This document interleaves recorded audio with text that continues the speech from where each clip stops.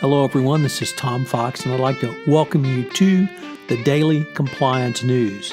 The Daily Compliance News is an offering of the Compliance Podcast Network. April 22, 2019, the I Want a Ferrari edition.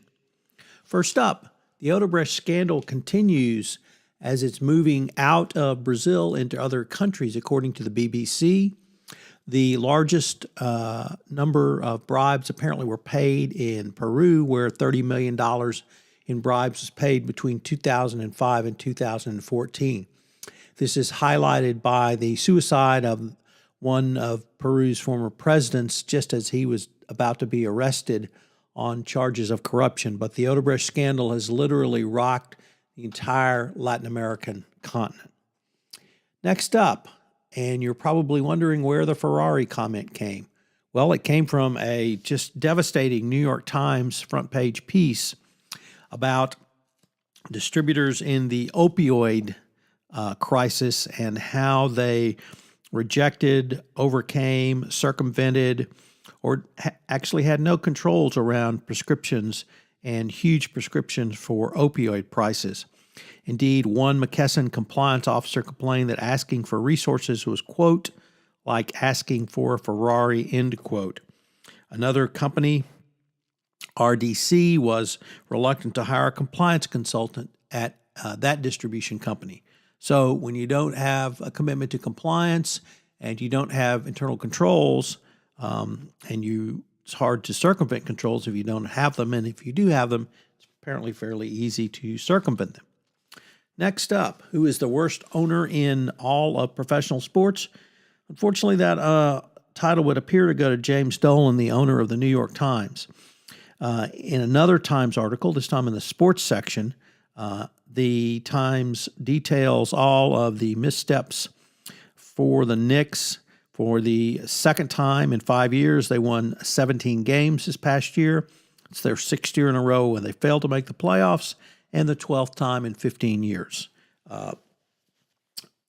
Dolan is mercurial, goes after fans, apparently cannot keep from becoming involved in the day-to-day operations, and all of the things you would generally associate it with poor ownership. Well, that's James Dolan. But let's end with a little bit more upbeat note, although it is somewhat disappointing to find out that Brian Lamb has retired. If you don't know who Brian Lamb is, Brian Lamb founded C-SPAN. So probably the person most responsible for transparency and shining light into the operations of the U.S. government was Brian Lamb. He founded C-SPAN in 1979, and for 40 years it has aired live coverage of Congress, an unfiltered view of government, whether that be debates on the congressional floor, whether that be hearings, whether that be subcommittee hearings. It's all been because of Brian Lamb, and that's really been one of the, I think, most significant things about U.S. government oversight has literally been C-SPAN. Of course, Brian Lamb had a book review that appeared weekly on C-SPAN, and that was not to be missed as well. So, Brian Lamb, thanks for shining a light on government, and you will definitely be missed. As you may know, we've had several new offerings on the Compliance Podcast Network.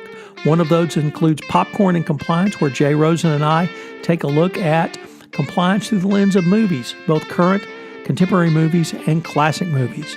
We recently premiered 2 new shows on the Compliance Podcast Network in modern medium.